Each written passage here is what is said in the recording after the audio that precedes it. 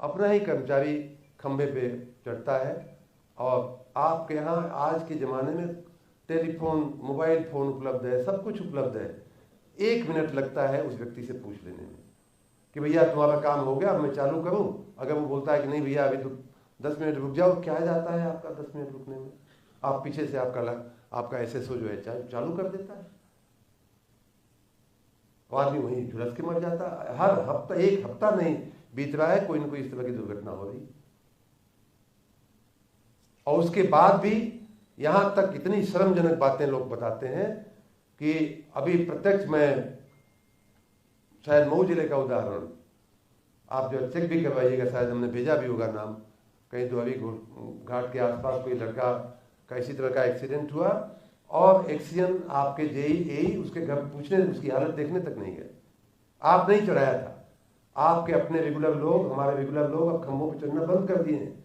वो कोई आदमी को रख लेते हैं जो सो कॉल्ड लाइनमैन बन जाता है उनका, उसी को चढ़ाते हैं, और जिस दिन वो एक्सीडेंट हो गया उसके घर झांकने भी नहीं जाते। कुछ तो आपके अंदर मानवीयता होनी चाहिए।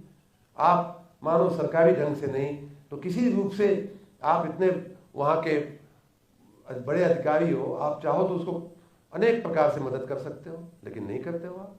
जिस दिन उसका एक्सीडेंट हुआ आप उसके पास देखने भी नहीं गए। ऐसी एक प्रत्यक्ष घटना मुझे अभी कुछ दिन पहले कहीं से जानने को मिली। मैं अभी डिटेल मंगा रहा हूँ उसका। ये बातें बहुत ही पीड़ादायक हैं। एक और मैं यहाँ आशीष से और पंकज से कहूँगा, एक मैंने आप लोगों का बहुत अच्छा काम किया आपने, उसके लिए मैं बधाई भी देता हूँ। लेकिन क्या है कि अच्छे काम भी एक छोटे से जो कनेक्टिंग मिसिंग लिंक इशू होता है, उसके चलते वो गड़बड़ हो जाता है। जैसे आपने कल परसों मैंने व्हाट्सएप पे देखा कि आपने एक वो जो 40 मीटर के अंदर जो जिन लोगों को कनेक्शन मिलने में दिक्कत होती है, उसके लिए कुछ आपने एक आदेश किया है, अच्छा आदेश किया है। उसमें एक जगह ये लिखा हुआ है कि अगर 40 मीटर के अंदर है तो कोई पेमेंट करने की आवश्यकता नहीं। ठीक है, मेरा इंटरप्रिटेशन। हाँ, उसको एक केबल लानी पड़ेगी या केबल का पैसा देना पड़ेगा। मैं ये इसलिए बता रहा हूँ, इस तरह के जितने भी इफ्स एंड बट्स हैं उसी का दुरुपयोग होता है। दुरुपयोग कैसे होता है मैं बताऊँ।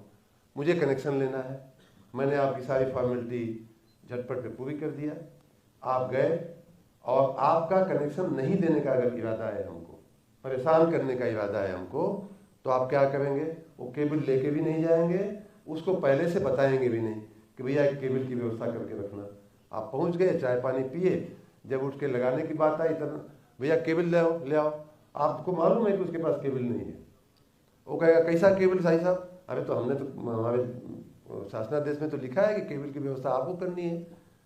क्यों ये छोड़ते हो, क्यों ग्रे एरिया छोड़ते हो? अगर 3 दिन में वो केबल नहीं लाता है तो हमारा विभाग केबल लगा के कनेक्शन देगा। मैं भी यही कह रहा हूँ सर, आपकी मैं मंशा है सर। हाँ, मेरी मंशा ये है कि जितने की केबल आती है उतना रुपया आप उसके बिल में से वसूल कर लो। यही निर्देश दिए हैं सर। नहीं, उसमें थोड़ा कंफ्यूजन है। अखबार में थोड़ा सा उन्होंने हाँ, तो नीचे जो है अब तोड़ मरोड़ के भी हो रहा है, पहली बात। और दूसरा कि मैंने बताया ना कि चरित्र की खामी जब होती है तो वो हमारा ही व्यक्ति उस प्रोविजन को कैसे इंटरप्रेट करेगा? हर आदमी अपने पक्ष में इंटरप्रेट करेगा। वो उससे या तो ज़्यादा पैसा निकलवाने की मंशा से या उसको कनेक्शन नहीं देने की मंशा। हम अगर ये कर दें कि सीधा सीधा उसका इतना रुपया जो लगेगा उसके बिल में ऐसे या तो नगद दे दे या तो उसके बिल में एडजस्ट कर दिया जाए, बात खत्म। क्लियर इंस्ट्रक्शन यही है सबको सर। और जो हमने ठीक है, तो आप उसको और स्पष्टता की आवश्यकता हो तो कर दीजिए।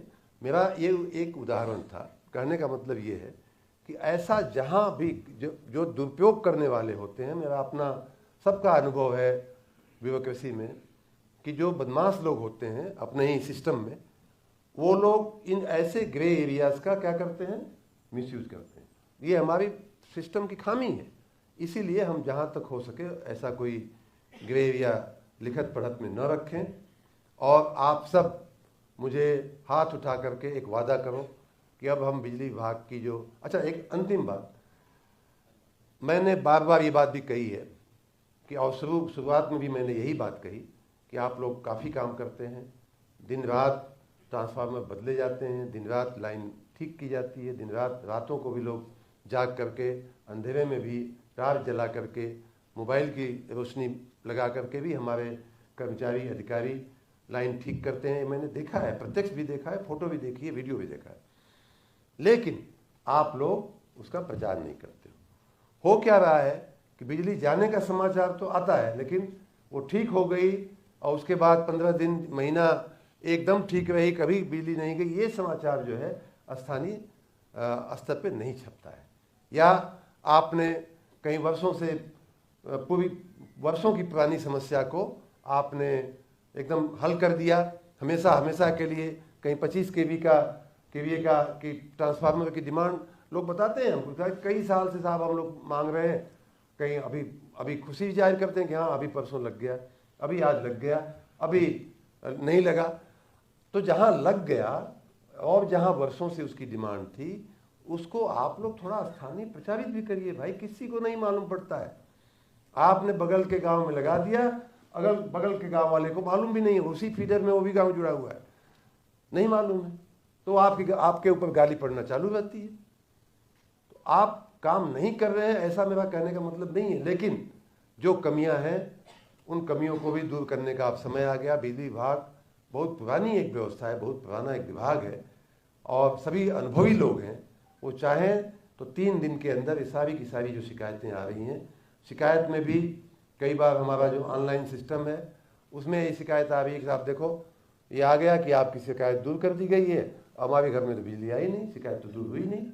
तो ये हमें इन बातों से बचना पड़ेगा, हमें प्रोफेशनल होना पड़ेगा, हमें ज़्यादा अपनी मैनेजमेंट को ठीक करना पड़ेगा, और सब कुछ आपके पास उपलब्ध है। आप पढ़े लिखे इंजीनियरिंग किया हुआ व्यक्ति, हम लोग जब पढ़ाई करते थे, बहुत सारे चीफ इंजीनियर्स हमसे थोड़ी ही कम उम्र के होंगे, बहुत से उन दिनों की इंजीनियरिंग की पढ़ाई, बड़ा जो काबिल लड़का था, लड़कियां थीं वो इंजीनियर बनती थीं, डॉक्टर बनते थे। तो आप सभी लोग शार्प लोग हो, आप सभी अपने अपने काम को जानते हो, अगर आप उपाय निकालना चाहें तो अवश्य निकाल लेंगे, लेकिन चीफ इंजीनियर से हमारी थोड़ी एक्सपेक्टेशन ज़्यादा है।